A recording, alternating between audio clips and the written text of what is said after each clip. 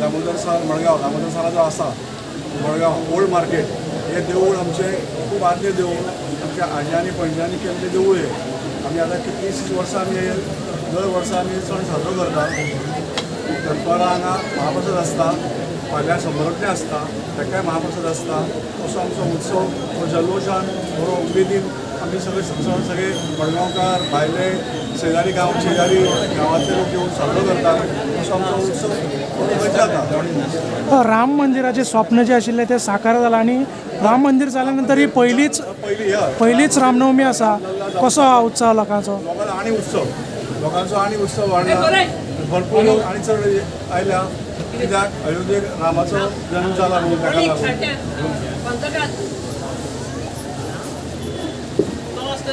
तुमचें नाव कितें sir? Manoj Raikar trustee आमी हांगा सध्या.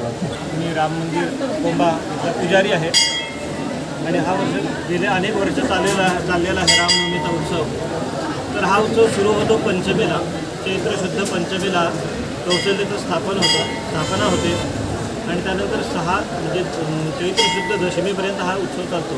रोज रामाची महाअभिषेक पूजा आणि संध्याकाळी महाआरती असते. रामनवमी दिवशी सकाळी महापूजा असते, त्यानंतर 11:30 वाजता रामजन्मकथा वाचली जाते, 12 वाजता जन्म होतो आणि त्यानंतर मग आता 1 वाजता महाआरती आणि परत संध्याकाळी महाआरती होते. अशा प्रकारच्या या रामनवमी उत्सवात शेवटचे 3 दिवस उत्सव असतात, म्हणजे नाटक असतं, वेशभूषा स्पर्धा असतात, गायन स्पर्धा असतात. अशा प्रकारे या ठिकाणी हा गेल्या अनेक वर्ष हा रामनवमीचा उत्सव सुरू आहे. राम मंदिराचं स्वप्न आहे ते पूर्ण झालेलं आहे आणि त्याच्यानंतर ही पहिलीच रामनवमी आहे. तर कसा उत्साह आहे लोकांमध्ये? खूप मोठा उत्साह लोकांच्यामध्ये दिसत आहे आणि गेल्या वर्षापेक्षा खूप उपस्थिती यंदा जास्ती वाटत आहे. लोकांच्या मनाप्रमाणे राम जन्मभूमी मंदिर उभं झालं असं वाटतं.